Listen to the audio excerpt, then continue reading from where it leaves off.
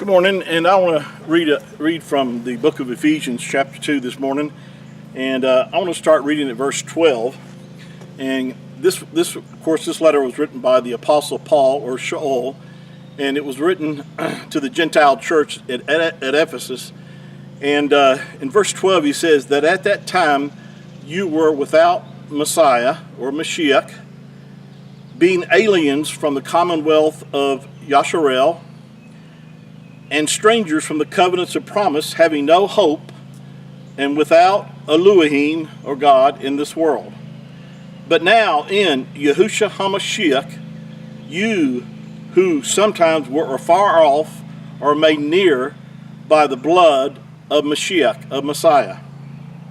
For he is our peace, who hath made both one, and hath broken down the middle wall of partition between us. Now he's talking about the Jew and the Gentile, that the Messiah, Mashiach, has broken down the middle wall of partition between us, and have abolished in his flesh the enmity, even the law of commandments, or the Torah of commandments, contained in ordinances, for to make in himself of two one new man, so making peace, and that he might reconcile both unto Elohim, or God, in one body by the cross, having slain the enmity thereby, and came and preached peace to you which were afar off, and to them that were near. Of course, the them that are near is a reference to the Yahudim.